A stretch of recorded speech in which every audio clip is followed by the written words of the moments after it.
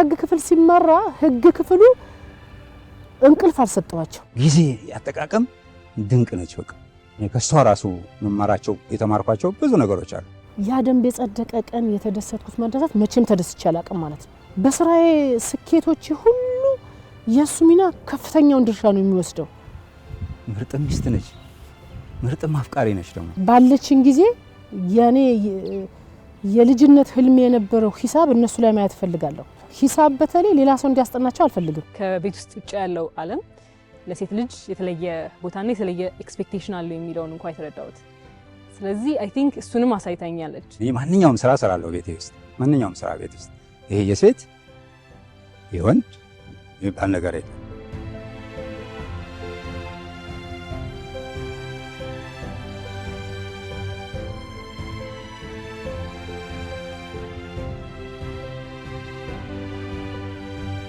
ሉባባ ጀማል እባላለሁ። ተወልጄ ያደግኩት በቡታጅራ ከተማ በ1967 ጥቅምት ወር ላይ ነው የተወለድኩት። ያው ጥቅምትን እናቴ እንደ ጥሩ ጸጋ ታየው ነበር። ጥቅምት ላይ ክረምት አልፎ ልክ እሸት አሽቶ ሁሉ ነገር በደረሰበት ሰዓት ስለሆነ የተወለድኩት የጥጋብ ጊዜ ትል ነበር እናቴና ያው በልጅነቴ በጣም ጨዋታ ምወድ ቤት መግባት ብዙ ማይመቸኝ ለጨዋታ ብዙ ሰዓት መሰጥ ልጅ ነበርኩኝ። መሸነፍን ማልወድ ልጅ ነበርኩኝ። እኔ አሁን ካደኩ በኋላ ነው ሴት ወንድ የሚል ነገር የሴት የወንድ የሚል ነገር ማወቅ የጀመርኩት እንጂ ልጅ እያለሁኝ ከአቻዬም ይሁን ታላቄም ይሁን ሳይነኩኝ ከተነካሁኝ ስድብ አልወድም፣ በምላስ መነጋገር አልወድም። ግን አቻዬ ከሆነ ሰው ሳልነካው ከተነካሁኝ ግን ለመደባደብ ወደ ኋላ ማልል በጣም ምረብሽ ልጅ ነበርኩ። ከአንደኛ እስከ 6ኛ ክፍል ቡታጅራ አንደኛና መለስተኛ ሁለተኛ ደረጃ ትምህርት ቤት ነው የተማርኩት። ከ7ኛ ክፍል እስከ 12ኛ ክፍል ቡታጅራ ሁለተኛ ደረጃ ትምህርት ቤት ነው የተማርኩት። በ1984 ነው የ12ኛ ክፍልን የጨረስኩት። ከዛ በኋላ ያው መካከለኛ ከሚባሉ ተማሪዎች ተርታ ነበርኩ።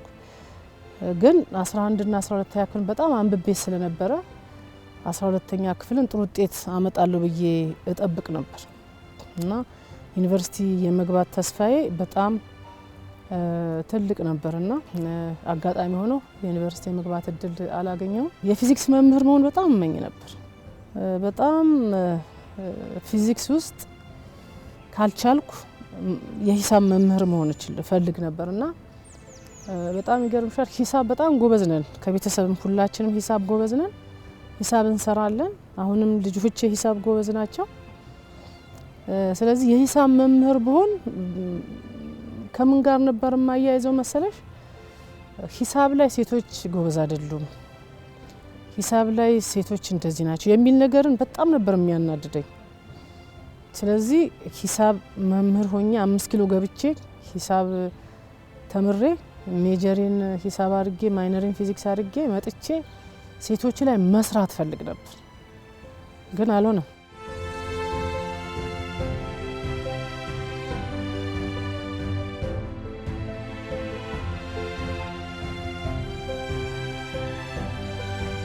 ሰማንያ 86 ፖሊስነት ስቀጠር ልመረቅ የመጀመሪያው ምልምልነት ለመመረቅ 15 ቀን አካባቢ ሲቀረን በጉራጌ ዞን የወልቂጤ ማረሚያ ቤት ተከፈተ። ከዚህ ቀደም ወልቂጤ ማረሚያ ቤት አልነበረው። የነበረው በደቡብ ምዕራብ ወሊሶ ነበር። የምዕራብ አካባቢ ጉራጌዎችን ወሊሶ ነበር ታራሚ የሚሄደው፣ የደቡብ አካባቢዎች ደግሞ ዝዋይ ነበር የሚሄዱት። እኔ ዜን ለመመረቅ ትንሽ ሲቀረኝ ከፖሊስ ወደ ማረሚያ ቤት ተዛወርኩ ማለት ነው። ምልምል ላይ ሆኜም በጣም ቆንጆ ውጤት ነው እያመጣው ያለሁት። ከምረቃችም ላይ ከተሸለሙት ውስጥ ነኝ። በስፖርትም ኤክሰርሳይዝ ደግሞ ፊት ለፊት ነኝ። ስለዚህ ምን አድርጌ ነው የሚል መምህራኖቼ ጋር ሄጄ ጠየቅኳቸው። ምን አድርጌ እኛም አልገባንም፣ እኛም አንቺን የምንፈልገው ፖሊስ መርማሪ እንድትሆኚ ነው። ስለዚህ ማሰልጠኛው ከዞኑ ፖሊስ መምሪያ የመጣለትን ስለሆነ የሚያስተናግደው ተመረቃይ ስትወጪ ጥያቄሽን ትጠይቂያለሽ አሉኝ ማለት ነው። ስለዚህ ምንም ማድረግ አልችሉም። ምረቃዬ ያለቀ። ከምረቃዬ በኋላ ሁለታችን ማረሚያ ሄደን ሪፖርት እንድናደርግ ሌሎቹ እዛው ዞን ፖሊስ ላይ ሪፖርት እንዲያደርጉ ተደረገ። ስመረቅ ደግሞ የረፍት ጊዜ ያለችኝ እናቴ ጋር ሄድኩ ማለት ነው። እናቴ ጋር ሲሄድ ሁሉም ነገር ለበጎ ነው የምትልናት የኔ እናት፣ ሁሉም ነገር አላማ አለው የምትልናት። ስለዚህ ማረሚያ እየገባሽበት የራሱ የሆነ መነሻ አለው። የትም አትሂጂ፣ ማረሚያ ስትመደቢ ዝም ብሎ አልተመደብሽም፣ ዝም ብሎ ከመሬት ተነስሽ አልተመደብሽም። ተቀበይ ያለችኝ ፈቃድን ጨርሼ ወደ ወልቂጤ ሄድኩ ማለት ነው።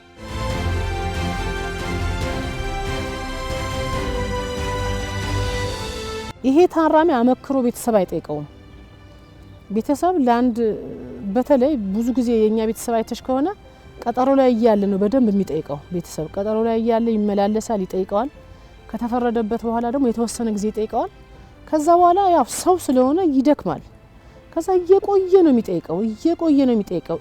ዜን አመክሮ የዛኔ በፖስታ ቤት ነው የምትልኪው። በፖስታ ቤት ዛሬ ጽፈሽ በስንት ቀን እንደሚደርስ ገምቺ፣ ቤተሰብ ካልመጣለት። ስለዚህ ለነዚህ ሰዎች አመክሮ ላላቸው ሰዎች ሄደሽ ፍርድ ቤት ሄደሽ አስፈጽመሽ ስትመጪ የይግባኝ ኬዝ ይኖርባቸዋል። ይግባኛቸው ከዳኛ ጋር ተነጋግረሽ ከሬጅስትራሮች ጋር ተነጋግረሽ እሱን አስፈጽመሽላቸው ስትመጪ የሚያሳዩሽ ደስታ ፊታቸው ታነቢዋለሽ። ለነሱ እንድሰራ ከሰማይ ታዝዤ ነው ብዬ በቃ ደስ በሚል ስሜት ነው የተቀበልኩትና እሷ ነገር የነበሩኝ ነገሮች ሁሉ አስተተውኝ አሁን ለማረሚያ መስራት ለታራሚ መስራት ወደሚል አሸጋገርኩት ማለት ነው። የእስረኛ አስተዳደር ኃላፊ ሆኜ ነበር የተመደብኩት ገና ምልምል ሆኜ ማለት ነው። አዲስ ስለሆነ እስረኞችን ወልቂጤ ላይ እንዴት ነበር ትሪት የምናረጋቸው ብዙ አባል ስለሌለ ማረሚያ ቤትም የራሳችን የሆነ ህንጻ ገና እየተገነባ ስለነበረ ፖሊስ እስረኞቹን ይጠብቅልናል፣ እኛ ምግብ እንመግባለን። ስለዚህ ጧት 12 ሰዓት ተኩል ከቤት ይመጣለሁ። ጨረታ አውጥተን ያሸነፈች ሴት ነበረች። ቁርስ፣ ምሳ፣ እራት ታመጣለች። ከሷ ተቆጣጣሪ ለኛ ለማረሚያ እስረኞችን መግቤ ወደ ቢሮ ሄዳለሁ። ከዛ እስረኛ አስተዳደር ነው የሚሰራው። አዲስ እስረኛ ሲገባ፣ እስረኛ ሲፈታ፣ ቅድም ያልኩሽ አመክሮ ምኑ ምሰራው እኔ ነኝ። እኔ ጨርሼ ሰርቼ ለኃላፊ አቅርቤ ኃላፊ አጽድቆ ፍርድ ቤት የሚላከው እስረኛ አስተዳደር ለማረሚያ ቤት አይን ነው፣ የእውነትም አይን ነው። በቃ ብዙ ነገር እሱ ላይ ነው የሚያርፈው፣ በሱ በኩል ነው የሚያልፈውና ቡታጅራ ስመደብ ቴሌግራም ሲመጣልኝ 87 ላይ እቃዬን በማታ ነው አስሬ የጨረስኩት። በነበርኩበት ቤት ቡታጅራ መግባት ያው በጣም እፈልግ ስለነበር እናቴን ጥዬ ነው የመጣሁት። ወልቂጤ ሆኜ የሆነ ነገር አስታክኬ ነው እናቴ ጋር እየሄድኩኝ እየሮጥኩ ሄጄ አይቼ የማያት። ስለዚህ ቡታጅራ ገባሁኝ። ቡታጅራ ስገባ እንግዲህ አዲስ ነው። የቡታጅራ አካባቢ ማረሚያ ቤት ነበር የሚባለው።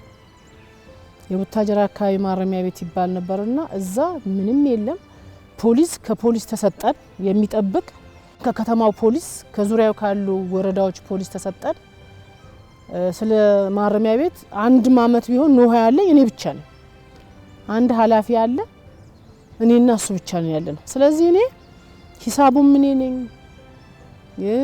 ፋይናንሱም እኔ ነኝ፣ እስረኛውም ጋር እኔ ነኝ፣ ሁሉም ነገር ጋር እኔ ነኝና ግን እንደዚህም ሆኖ ደከመኝን አናቅም ነበርና እንደዚህ ነው እንደዚህ አይደክምሽም። ስራሽን አውቀሽው ስለሆነ የምትሰሪው በስሜት ስለሆነ የምትሰሪው አይደክምም ነበር። ጧት 12 ሰዓት ነው ከቤት የምትወጪው፣ ማታ 1 ሰዓት ሊሆን ይችላል ቤት የምትገቢው። መድከምን አታቂም ነበርና መስመር ሲይዝልን መማር እንዳለብኝ የእናቴም ህልም ስለነበረ ስገባ ስወጣ የሷም ጥያቄ ትምህርትሽ እኮ ተውሹ ነው ሁልጊዜ የምትለኝ ትምህርትሽ ተውሹ ነው።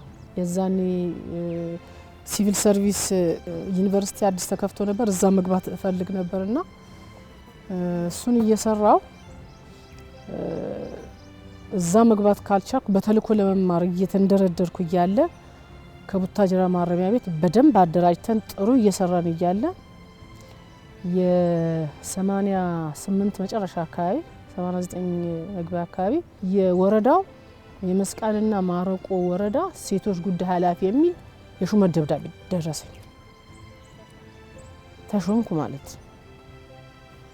ዜን ሄጄ ያነጋገርኳቸው ፍላጎትሽን ስለምናቀው እዚህ ወረዳ ደግሞ ሴቶች ምን ላይ እንዳሉ ስለምታቂ ካንቺ የተለየ የሚሰራ ሰው አልታየንም፣ ስለዚህ ነይና ስር ያሉ። እንግዲህ ሹመት ነው፣ የወረዳ ሹመት ነው፣ ግን ደሞዝ የለውም፣ ጥቅማ ጥቅም የለውም፣ ደሞ ምንም የለውም። ደሞዝ ማን ነው የሚከፍለኝ? ማረሚያ። ለማረሚያ ትእዛዝ ነው የተሰጠው። በእናንተ ደሞዝ እየተከፈላት እዚህ መጣ የወረዳው ሴቶች የሴቶችና ህፃናት ኃላፊ እንድትሆን ሹመናት የሚል ደረሰ። ዜን አሁን ምክር ቤት ቀረብኩ ማለት ነው። አሁን ሲቪል ሰርቪስ ለመግባት ምቹ ሁኔታ ቀርቦልኛል። ስለዚህ አስተምሩኝ አልኳቸው። 92 ወይም 91 ላይ ይመስለኛል 31ኛ ጊዜ የኢትዮጵያ ፖሊስ ኮሌጅ እጩ መኮንኖችን ያስፈትን ነበር። ዜን ሄጄ ጠየኳቸው ወረዳ ፖሊስ ጣቢያ። የወረዳው ፖሊስ አዛዥ እኔ መግባት ፈልጋለሁ፣ ካዴት መሆን ፈልጋለሁ፣ ቢያንስ ዲፕሎማ ሊኖረኝ ፈልጋለሁ፣ ለምን አልገባ አንቺ ማረሚያ ነሽ አለኝ። በዚህ ተገደበብኝ። 32ኛ ላይ ግን ቀጥ ብዬ የት ሄድኩኝ? ክልል ሄድኩ። ሐዋሳ ሄድኩ። ሐዋሳ ሄጄ ለክልል ማረሚያ ቤት ኮሚሽነሩ ፖሊስ 31ኛ ጊዜ ያስገብጡ 32ኛ ጊዜ ሊያስገባ ነው። ስለዚህ የኛ እጣ ፋንታ ምንድነው? ካዴት ካልሆንን መልምላችሁ ካላስተማራችሁን የሆነ ቦታ ላይ ትምህርት ካልሰጣችሁን ምንድነው የኛ እጣ ፋንታ? ቀጥ ብሎ ይዞኝ ርዕሰ መስተዳድር ጋር ሄደ። ክልል ምክር ቤት ይወዳደሩ ያለፈ ይግባ ተባለ። እዛው ተመዝግቤ መጣው ማለት ነው። ከዛ በኋላ ቀጠለው የፖሊስ ዩኒቨርሲቲ ማስታወቂያ መጥቶ ኮታ ፈተና ሲያወዳደር ማረሚያ አብሮ ማወዳደር ጀመረ። ከዛ በኋላ ያው በኔ ጥያቄ ሆኖ ማለት ነው ተፈተንኩኝ። 93 ከኔ ጋራ ብዙ ማረሚያዎችም ተፈተኑ። አጋጣሚ ሆኖ እኔ ብቻ ገባው ማለት ነው። ፖሊስ ኮሌጅ እድል አግኝቼ ሰንዳፋ ገባ ማለት ነው። አቤት ሰንዳፋ እንግዲህ ተሰሚያለሽ። አባዲና ኮሌጅ ነው የሚባለው፣ እኛ የምንለው እንደዛ ነው። አባዲና ኮሌጅ እዛ ገብቶ የወጣ ግርማ ሞገሱ በቃ ብዙ ነው። መረብ ቢስሚላ በጣም ነው ደስ ያለኝ። ትልቅ ቻሌንጅ ደግሞ ምን ነበረብኝ መሰለሽ? በ90 ሚያዝያ ነው ያገባሁት። 91 የመጀመሪያ ልጅ ወልጃለሁ። 92 ሁለተኛ ልጅ ወልጄ የ10 ወር ስፈተን የ6 ወር የ7 ወር ልጅ ሆኖ ነው የተፈተንኩት። ፈታኝ ኢንተርቪው የሚያደርገኝ የነበረ ከፖሊስ ኮሌጅ የሄደ መምህር ፈተናው ተፈትኜ ለኢንተርቪው ማለፌን ሲለጠፍ ኢንተርቪው ቶሎ አድርገኝ ጡቴ ይዞኛል አልኩት እና እንዴት ትገቢያለሽ? ይሄማ ማለፌን ካረጋጋጥኩ ልጅ ጥሩ አባት አላቸው። አባታቸው አይደለም ለልጆቹ ለሌላም የሚሆን ነው። ስለዚህ ጥሩ አባት አላቸው፣ ለሱ ጥዬ ሄዳለሁ። አሁን ግን ፖሊስ ኮሌጅ እስኪጠራኝ ግን ልጄ መጥባት አለበት አልኩት። ቅድማ ኢንተርቪው አደረገኝ። ሄድኩኝ። እዛ ማለፌን ተገለጸልኝ በዛችው ቴሌግራም።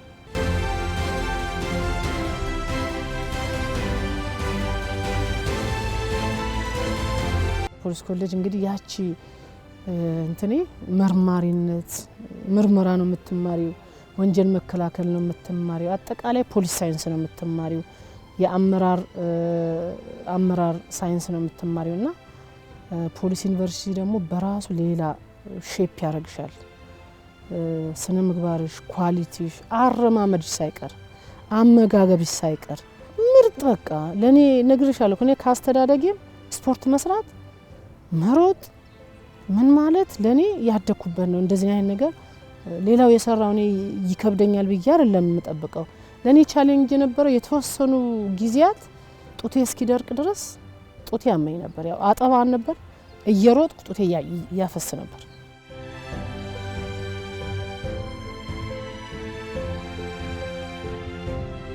ረዳት ኢንስፔክተር ተደርጌ ነው የተመረኩት። ያው 2 አመት ከ3 ወር ምናምን ይመስለኛል እየተማርነው ረዳት ኢንስፔክተር ተደርገን ተመረቀን።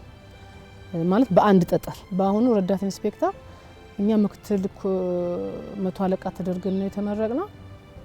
ልክ ግንቦት 2 ነው የተመረቅነው። ግንቦት 2 ተመረቀን። ያው ለክልል የስለን ሪፖርት ማረጋው ለክልል ሪፖርት አረኩኝ። ክልል ቡታጀራ እንዲመድቡ ለመንኳቸው። ግንቦት የተወሰነ ቀን እረፍት ሰጥተውኝ ከሰኔ ጀምሮ በቃ ደብዳቤ ይከተልሻል ሂጂና ሪፖርት አድርጊ ያሉኝ። ክልል ማረሚያ ቡታጀራ ማረሚያ ሪፖርት አረኩ። ቡታጀራ ማረሚያ እስረኛ አስተዳደር ሪፖርት ተመድቤ እያለ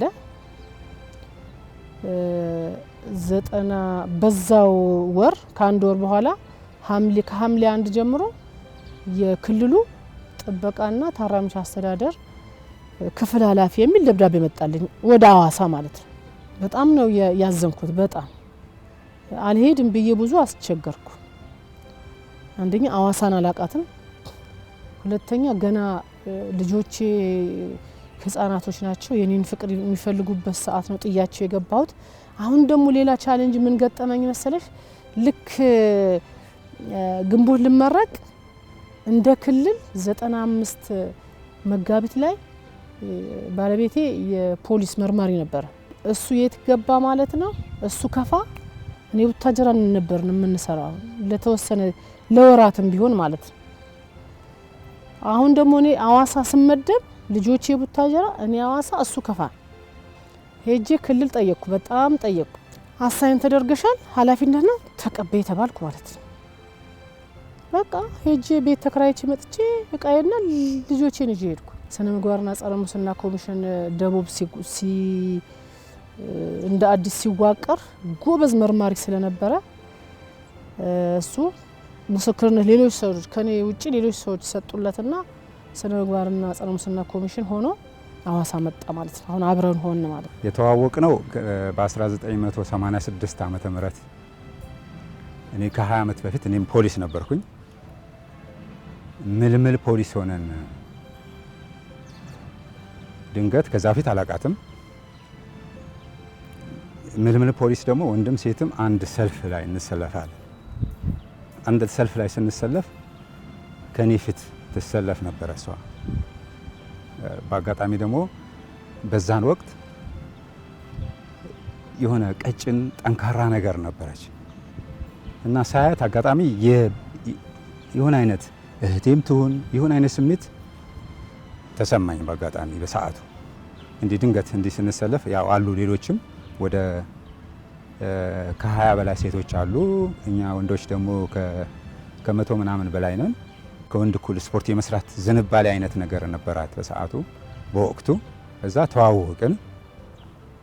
ስንተዋወቅ እኔ እንዳልኩሽ የሆነ የማቃት አይነት ስሜት ተሰማኝ። እህቴ ትሁን እህቴ እንዳልሆነች አውቃለሁ፣ ግን የሆነ የማቃት ስሜት ተሰማኝ በሰዓቱ። ከዛ በኋላ ተቀራረብን። በዚህ መነሻ የስም ልውውጥ አደረግን፣ ተቀራረብን። በብዙ ነገሯ ትንሽ ሳበችኝ። ጠንካራ ነበረች፣ ቀጭን፣ ከወንድ እኩል ትሮጣለች፣ በቀለም ትምህርትም ጎበዝ ነች። ከዛ ተግባባን። ስንግባባ ደግሞ በብዙ ነገር ደግሞ ትንሽ የመመሳሰል ባህሪ ደግሞ አሳየን። ውስጣችን የሆነ የሚናበብ ነገር ሆነ። በሰዓቱ እኔም ወጣት ነኝ፣ ያው እሷም በጣም ወጣት ነች፣ ከኔ ታንሳለች በሰዓቱ። ተግባባን። ከዛ ውስጣችን ሲረዳዳ እሷም የሆነ መጽሐፍ ማንበብ ትወዳለች፣ እኔም መጽሐፍ ማንበብ እወዳለሁ። ከዛ መዋዋስ ጀመርን፣ በጣም ማውራት ጀመርን። ምልምል አለ፣ ሌሎችም አይኔ የመጣል ነገሮች ሊኖሩ ይችላሉ። ስለዚህ እኔ የበለጠ የተሻለ ሰው ለመሆን ጥረት አረግ ነበር በሰዓቱ። የኔ እንድትሆን የሚል ስሜት በውስጤ አደረ። በቃ በቤቴ ትልቅ ኢንፍሉዌንስ ካላቸው ሰዎች ውስጥ ነች። ከልጅነቴ ጀምሮ በጣም ትንሽ ሆኜ አላማ የሚባለውን ነገር ከማወቄ በፊት እንኳን የመጀመሪያ አላማዬ ብዬ ማስበው እሷን ማስደሰትና እሷ ማኩራት ነበረ። ኢቭን አሁንም ካደግን በኋላ አንድ ትልቅ አላማዬ በህይወቴ ላይ የመራኝ ሄደው ብዬ የምለው እሷን ይሄ የማደርገው ድርጊት ያኮራታል ወይ እሷን ያስደስታታል የሚለው ነውና ከሁሉም ከማደንቅላትና ከሁሉም ከመከተለው ብዬ ከማስባቸው ባህሪዎቿ ለስራና ለሰባዊነት ቦታና ሰባዊነት ማለት ለሰው የምሰጠው ቦታ፣ ለሰው ያላት ቫልዩ፣ ኮምፓሽን አሁን ሕክምና ውስጥ ከገባሁኝ በኋላ ፕሪዝነሮችን ያላት ለነሱ ህይወት ላይ ይቀየራለሁ ብላ የምትሰራቸው ሪፎርሞች ከልጅነቴ ጀምሮ ማስታወሰው ቫልዩ እሱ ነውና አሁን የፖሊስ ሆስፒታል ስሰራ የእሷ ኢንፍሉዌንስ ስራዬ ላይ አለ ብዬ አምናለሁ። ከዛ በተጨማሪ ያም ሆኖ ያለ ስራዋ ያን ያህል ቦታ ሰጥታም ያን ያህል እየኖረች እንኳን እኛ ፕራዮሪቲ እንዳለን አምናለሁ። ከድሮም ጀምሮ ለኛ መጀመሪያ ነን። ቤተሰብ ያላት ቫልዩ በጣም ትልቅ ነው።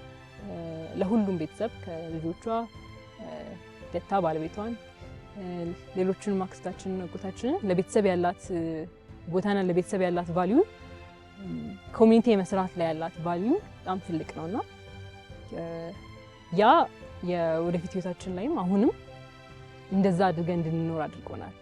ያንን ኮሚኒቲ ከአንድ ኮሚኒቲ ነው ከዛን ሀገር ያልን እንሄደውና ያንን ቢልድ ማድረግ ነው የሚለውን ቫልዩ እኛ ላይ ሰርጸዋለች ብዬ አምናለሁ። ከልጅነታችን ጀምሮ ለራሳችን የምንሰጠው ቦታ ትልቅ እንዲሆን ትነግረን ነበር። ከልጅነታችን ጀምሮ ለስራ ለዓላማ ቦታ እንድንሰጥና ያንን ለዓላማችን ሙሉ ለሙሉ እንድንታገል ታደርገን ነበር።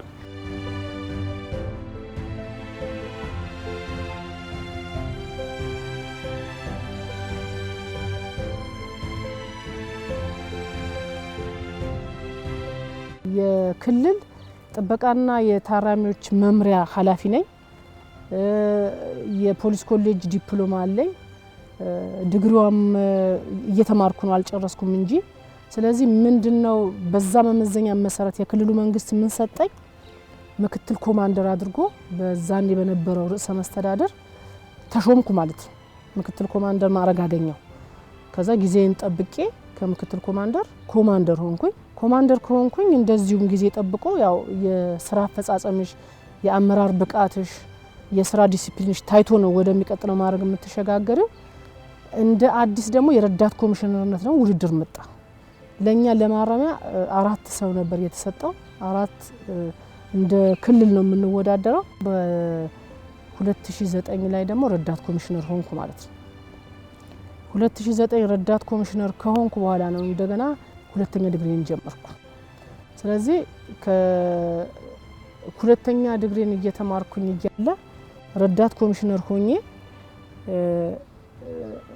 ከ4 ወር ከ5 አመት በኋላ ይመስለኛል የምክትል ኮሚሽነርነት ማዕረግን የክልሉ መንግስት አሁንም ምክትል ኮሚሽነር አድርጎ ማዕረግን ሰጠኝ ማለት ነው። ምክትል ኮሚሽነር በሆንኩኝ በተወሰነ ቀን ሁለተኛ ዲግሪን ያስኩኝ።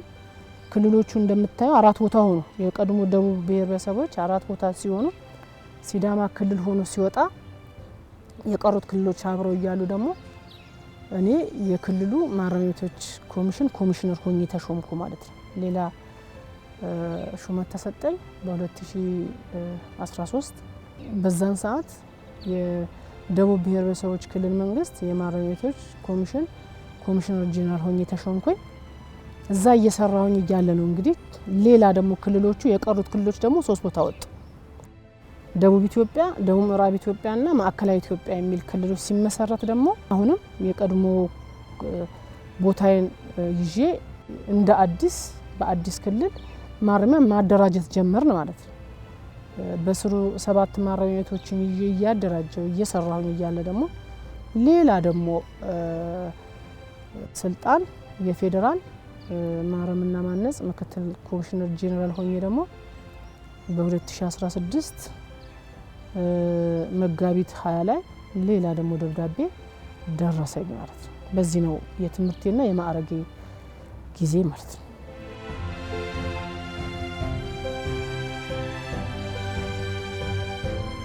እንደ ሰው ማሰብ ያስፈልጋል፣ መሰጠት ያስፈልጋል። ማረሚያ ስትሰሪ ሰው ካልሆንሽ ካልተሰጠሽ ማረሚያ መስራት ከባድ ነው። ቻሌንጅ ያለበት መስሪያ ቤት ነው ማረሚያ። ሁሉም ነገር ስላለ እዛ ጋር ደግሞ ከዚህ ክልል ውጪ አትወጣም የተባለ ሰው ነው ያለው። ስለዚህ እነሱን ሄደሽ ማዳመጥ ያስፈልጋል። ምንድነው የሚፈልጉት? ሁሉ ነገር አንቺ የምትፈሽላቸው ነው የሚመስላቸው። ዜን ፍርድ ቤት የሚሄደው ፍርድ ቤት ትልኪላቸዋለሽ፣ ትነግሪያቸውና ይሄ ጠየቃችሁን በፍርድ ቤት የሚፈታ ነው፣ ይሄ ምክር ቤት የሚሄድ ነው፣ ይሄ ፍትህ ነው ለሽ ትነግሪያቸዋለሽ። ገብቶሻል? ይሄ ስላዳመጥሻቸው በራሱ ውስጣቸው ሲረካ ፊታቸው ነው የሚነግርሽ። ማሰልጠኛ ውስጥ በሚገርምሽ ሁኔታ አሰልጣኞች፣ የመስክ አሰልጣኞችም የቀለም ትምህርት አሰልጣኞችም ለዋባ ነው የሚሏት። ኢቭን ከሰልጣኝም ጭምር ሁሉም ያውቃታል። ለዛም ነበር አንድ ምሰጋ የነበረው እኔ በጣም ፈጣን ነች፣ ቀጭን ነች፣ ፈጣን ከሷ ጋር ከተራመድሽ ቀድማሽ ልትሄድ ትችላለች። ኦልሞስት አረማመዴን ማስተካከል ግድ ይሆንብኝ ነበር። በጣም ቀልጣፋ ነች። በዛ ላይ ደግሞ የቀለም ትምህርትም ጎበዝ ነች በጣም እና አንዱ የእሷ ጥንካሬ ከዛ ነው የሚመሰረተው። ከዛም ውጭ ደግሞ ምን አይነት ስሜት ነበራት መሰል እንደ ጥንካሬዋ ደግሞ የሰብአዊነት መንፈስ በውስጡ ያለ ነው። በጣም በሚገርምሽ ሁኔታ ሁሌም ከተጎጂ የመቆም ስነልቦና አላት። በጣም መወድላት ፓርት አንዱ ደግሞ እሱ ነው።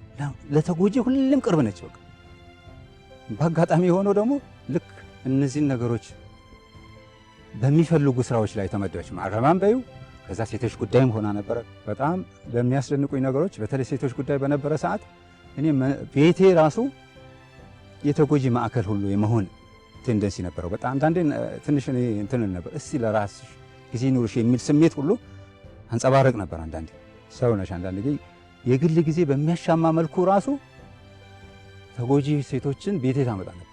ኢቨን እናሳደራቸው ነበር ቤቴ። የተወሰነ ጊዜ እኛ ጋር ይቆያሉ ነበር፣ መፍትሄ እስኪሰጥ ጉዳያቸው መፍትሄ እስኪሰጥ ድረስ እኛ ቤት በተከራየነው ቤት ያርፉ ነበር። 2 ክፍል ምናምን ያለን 2 ክፍል ነበር ተከራይተን የምንኖረው። ከዛ ውስጥም ለነዚህ ሰዎች ግድ ነበር በቃ ከልጆቼ ሁሉ ያድሩ ነበር። እነዚህ ተጎጂ ሴቶች በተለይ ሴቶች እናቶች አንዳንድ ጊዜ ሰቆቃ ይበዛ ነበር። አንዳንዴ ስሜቷ እረዳዋለሁ፣ በጣም እረዳታለሁ። ስራዋ በጣም አደንቅላታለሁ፣ እወድላታለሁ። የሳበኝም ያ ሰብእናዋ ነው። ግን አንዳንዴ የሚገጥሙኝ ነገሮች በቃ ቻሌንጅ ይገጥሙኝ ነበር። በቃ ረጅም የግል ነገር ደሞዛችን ትንሽ ነው። ከዛ ለነሱ ኢቭን መሳፈሪያ የሆነ ነገር አድርገን የመስጠት ሁሉ የሚገርመኝ ነበር።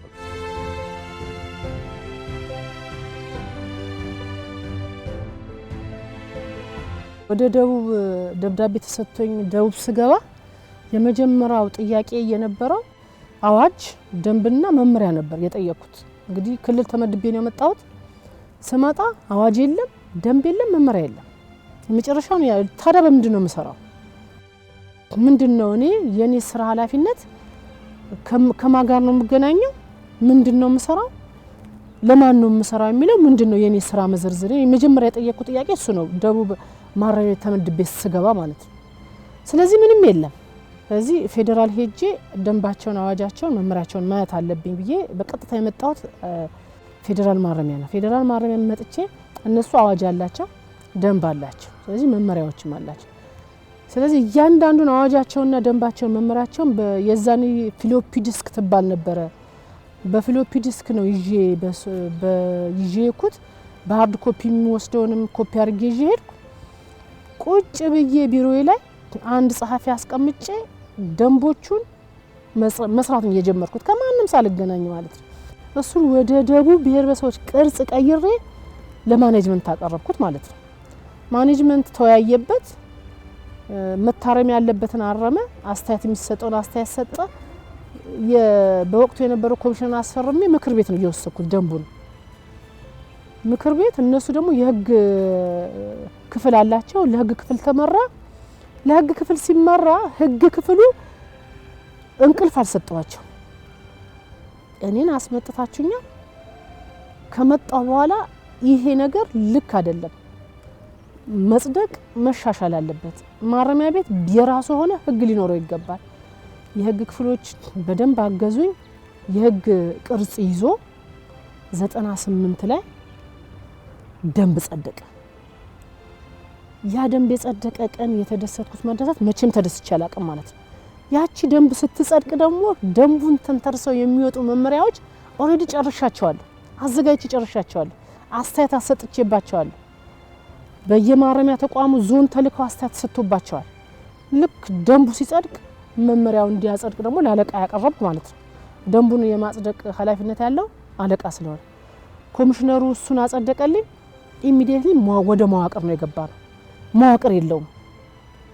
ስለዚህ አንድ ኮሚሽነር እና 2 ምክትል ኮሚሽነሮችን በደንቡ ላይ ጸድቀው ስለነበረ እነሱን መነሻ አድርገን መዋቅር ሰራል። የመዋቅር ኮሚቴ ተዋቀረ። የመዋቅር ኮሚቴው አንዱ ሆኜ ነው የሰራሁትና ያንን መዋቅር ለምክር ቤት ላቅም ጸደቀ። ደንቡ በጸደቀ በስንተኛው ቀን እኔ አንዱን ዘርፍ እንድመራ ተሾምኩ ማለት ነው 98 ላይ እና ሁል ጊዜ ውስጤ የሚያስደስተኝ ነገር አሁን ደንብ ጸድቋል፣ መዋቅር ጸድቋል። ከማንን ጋር ብትጮሂ ተሰሚነት አለሽ። ማረሚያ ቤት ላይ ትምህርት ቤት መከፈት አለበት። ማረሚያ ቤት ላይ የጤና ተቋማት መቋቋም አለባቸው። ማረሚያ ቤት ላይ ግብርና መግባት አለበት። ማረሚያ ቤት ላይ ዩኒቨርሲቲዎች ማንኳኳት አለባቸው የሚለው እነሱ ከጸደቁ በኋላ የትም ስትሄጂ ስትናገርም ያምርብሻል፣ ተናግረሽም ማሳመን ትችያለሽ ማለት ነው። ስለዚህ እነሱ ነገሮችን በጣም ያስደስቱኛል፣ ውጤትም ያመጣሁባቸው ናቸው።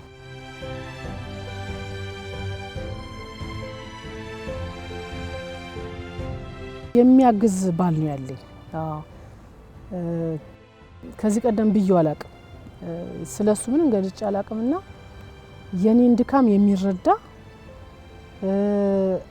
ለልጆቼ እኔ ልውለድ እናት ነኝ ልበል እንጂ ከአራስ ቤት ጀምሮ ማጠብ የስንት ጨርቁን ማኔጅ ማድረግ የሱስ ድርሻ ነው። ልክ እንደ ድርሻ አድርጎት ነው እየሰራበት ያለውና የሱ እገዛ ነው የሚመስለኝና በስራዬ ስኬቶች ሁሉ የሱ ሚና ከፍተኛውን ድርሻ ነው የሚወስደው። በጣም የሚያግዘኝ እርጉዞኜ ስወልድ እቤት ውስጥ ስራ ሲበዛብኝ መስክ ሲሄድ እኔ የ6 ወር ልጅ ጥዬ መስክ ሄዳለሁ። እሱ ስላለ አንድም ቀን ልጆቼ የሆነ ነገር ይሆናሉ ብዬ አስቤ አላቅም። ትዳር መቼም ያው በመደጋገፍ በመተማመን በመተባበር ላይ የተመሰረተ ነው ውጤታማ ሊሆን የሚችለው። ይሄ በጣም አምናለሁ። ያው ትንሽ የሆነ መጽሐፍ ማንበብ ቴንደንሲ ሁለታችንም አለ። ያን ያህል የተለየ እንትን ኖሮኝ ሳይሆን እነዚህ ነገሮች በጣም እረዳለሁ፣ በጣም ሲበዛ እረዳለሁ እና ለቤተሰብ በጣም ቅርብ ነኝ፣ ለልጆቼ ለባለቤቴ ቅርብ ነኝ። እሷ የውጭውን ስራ ትስራም እንጂ ባላት ጊዜ ደግሞ ለቤቷ ለትዳሯ ድንቅ ነች። በጣም የሚገርምሽ ምርጥ ሚስት ነች፣ ምርጥ አፍቃሪ ነች። ደግሞ እንደነገርኩሽ በጣም አፍቅራት ነው ያገባኋት። ሳገባት አፍቅራት ነው፣ በጣም ከልብ አፍቅራት። በእኛ ዘመን አሁን ልጆቼ ይዝናኑበታል። ያኔ እንትን የለም ፌስቡክ ምናምን የለም፣ በደብዳቤ ነበረ የምንገላለጸው። ኢቭን ከዛ በኋላ የተወሰነ ጊዜ እሷ ቡታጀራ እኔ ወልቂጤ ይኖረናል። ባይገርምሽ ያኔ ስልክም መነቤላ ስልክ ቤት ሄደን ነው የምንደዋወለው። በጣም ባለውለታዎች አሉን እኛ ስልክ ቤት የሚሰሩ አያረሳቸውም። ጫላ አልማዝ የሚባለው ወልቂጤ ውስጥ የቴሌ ባልደረቦች አሉ። አሁን ነበር የሚተባበሩን። በቃ እኛ በየቀኑ የኔ ወጪ የእሷም ወጪ የስልክ ወጪ ነበረ። እዛ ቴሌ እንገባለን፣ ወረፋን እንዳንጠብቅ በጣም ያግዙን ነበረ። ሞር ደንበኛ ምነን በጣም ከዛም ውጪ በጣም ያግዙን ነበር እና ምን ልልሽ ፈልጌ ነው እዛም ያለ ቴሌ ወልቂጤም ያለ ቴሌዎች ይተባበሩን ነበር። በየቀኑ እንደዋወላለን። እሷ መጻፍ ትችላለች፣ እኔም መጻፍ ይችላል። ልጆቼ እስካሁን በጣም ይደበሩባቸዋል አሉ። እነዚህ የምንለዋወጣቸው ጽሁፎች አሉ። በሱ ነበረ ስሜታችን ስንገላለጽ የነበረው። ልጆቼም ደስተኛ ናቸው ብዬ ነው የማስበው በስራዬ። የኔ አለመኖር አንድን ቀን ተከፍተው ያውቁታል። እነሱም የኔን ስራ የኔን ኃላፊነት የሚያግዙ ናቸው። ጎበዝ እንዲሆኑ ነው የምፈልገው በትምህርታቸው። ለነሱ መስጠት ያለብኝን ነው የምሰጠው። ባለችን ጊዜ የኔ የልጅነት ህልም የነበረው ሂሳብ እነሱ ላይ ማየት ፈልጋለሁ። ስለዚህ እኔ አንብቤ እነሱን አስረዳለሁ። ሂሳብ በተለይ ሌላ ሰው እንዲያስጠናቸው አልፈልግም። እኔ ሳስጠናቸው ነው የምደሰተውና አሁን እድሜም እየጨመረ ሲመጣ ትንንሾቹ እነሱ ተቀበሉኝ እንጂ የትልልቆቹን የኔ ውጤት ናቸው። ስለዚህ በትምህርታቸው ጎበዝ ተማሪዎች ናቸው። የመጀመሪያ ልጅ ዶክተር ናት። ሁለተኛ ልጅ አርክቴክት ነው። ሶስተኛ ልጅ እንግዲህ አሁን 4ኛ ዓመት ጨርሳ 5ኛ ዓመት በሚቀጥለው ዓመት ተመራቂ ናት። ኤሌክትሪካል ኢንጂነሪንግ ተማሪ ናት። የ5 ኪሎ ተማሪ ናት። 4ኛ ልጅ ዘንድሮ የሚቀጥለው በ2019 12ኛ ክፍል ትፈተናለች። 5ኛዋ ወደ 9 አልፋለች። በጥሩ ውጤት ነው ያለፈችው። ትንሿ የመጨረሻዋ ልጅ ደግሞ 5ኛ ክፍል ነች የሚቀጥለው ዓመት። ስለዚህ በትምህርታቸው ያው ትልልቆቹ በጣም ጎበዞች ነበሩ። በጣም የደረጃ ተማሪዎች ናቸው። በተለይ ትልቋ የክፍል አይደለም ከኦልም አንደኛ እየወጣች ነው ማትሪክ እስክትፈተን ድረስ ወንዱም እንደዛ ያው ከነሱ በታች ደግሞ ያው እነሱን ይከተላሉ። ልክ ስገባ አቅፈው ቶሎ አወላልቂ እግርሽንሽሽ እንዲንበልሽ የሚሉ የእውነት ለኔ የተሰጡ ትልቅ ስጦታዎች ናቸው። ልጆቼ ጎበዝ ናቸው። ወደፊታቸው ደግሞ የተሻለ ስኬታቸውን ያሳያል።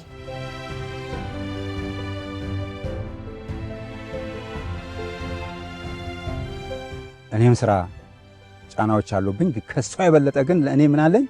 የተወሰነች ጊዜ አለኝ፣ የተሻለ ጊዜ ከሷ የበለጠ። እሷ ቅዳሜም እሁድም የበዓልም ቀን ዋቴቨር የትኛውም ጊዜ ስራ አላት እሷ። ይሄ በምትሆንበት ሰዓት ደክማ ምናምን ስትመጣ ግድ አንዳንድ ነገሮች እንሰራለን። እኔ ማንኛውም ስራ እሰራለሁ ቤቴ ውስጥ፣ ማንኛውም ስራ ቤት ውስጥ። ይሄ የሴት የወንድ የሚባል ነገር የለም። ቁርስ ጠዋት ተነስቼ ቁርስ ላዘጋጅ እችላለሁ። እሷ በጣም ቤት ጠዋት የምትሰራቸው ነገሮች ሌላ የቢሮ ስራዎች ካሉ እኔ ቁርስ አዘጋጅቼ ለልጆቼም ለእሷም ጭምር ለራሳችን አዘጋጅቼ ልቆይ ይችላል እና በመተጋገዝ ላይ የተመሰረተ ነው። ከዛ ውጭ ደግሞ እሷ በጣም ምርጥም እናት ነች። ለልጆቿ በጣም ቅርብ ነች። እጅግ በጣም እንደ ስራዋ አይደለም። በቃ ማኔጅ አድርጋ መጠቀም ትችላለች ባለቤቴ። በጣም የሚገርምሽ ነገር ሁሉ በጣም የሚገርሙኝ ባህሪዎቿ እነዚህ ነገራቸው። ይሄ ጊዜ ያጠቃቀም ድንቅ ነች። በቃ ከሷ ራሱ መማራቸው የተማርኳቸው ብዙ ነገሮች አሉ። ውጤታማ ያደረገኝም የሷ ሁኔታ ነው። እኔም ከልጅነቴ ጀምሮ ከኔ ታች አንድ ወንድ ልጅ አለ። ከሱ ጋር እንኳን ስናድግ ማስታወሳቸው ሮል እንኳን ቤት ውስጥ ስራ ክፍል ስንተጋገዝ እንኳ የኔ በለጠ ስራ ኖሮኝ አያውቅም። እኩል ነው የምንካፈል የነበረው። አባቴም እንደዛ አይነት ሰው ነው። የቤት ውስጥ ስራ ከውጭ እኩል ነበር ተካፍለን የምንተገብራቸው። ስለዚህ የውጭውን እንኳ ለሴት ልጅ ያለው ቦታ ሴት ልጅ የሚጠበቅባት የሚለውን እንኳ ለማወቅ በጣም ብዙ ጊዜ ቆየ በኋላ ነው የተረዳሁት። ሞስት ሃይ ስኩል እንደዛ ከደረስኩኝ በኋላ ነው ከቤት ውስጥ ውጭ ያለው ዓለም ለሴት ልጅ የተለየ ቦታና የተለየ ኤክስፔክቴሽን አለው የሚለውን እንኳ የተረዳሁት። ስለዚህ አይ ቲንክ እሱንም አሳይታኛለች። በጣም ወዳታለሁ እናቴ። ለኛ ብላ ብዙ ሳክሪፋይሶችን ሜክ አድርጋለች። ብዙ የህይወት ዋጋዎችን ከፍላልናለች ለኛ። አሁን ኢቭን እዚያም እንኳን ድረስ ይሄኛው አመት እንኳን ድረስ ሕክምና ገባሁኝ በኋላ ስራ ዓለም ላይ እንኳን ተቀላቅዬ ኦልሞስት ለሁሉም ነገር ለየትኛውም ነገር ልደገፋት ብልና የትኛውም ነገር ብጠይቃት ምንም ነገር ትታ ለኔ እንደምትሆንልኝ አውቃለሁ እና ይሄ ሁሉ ነገር ስላደረገችልኝ በጣም አመሰግንሻለሁ፣ በጣም ወድሻለሁ እፈልጋለሁ።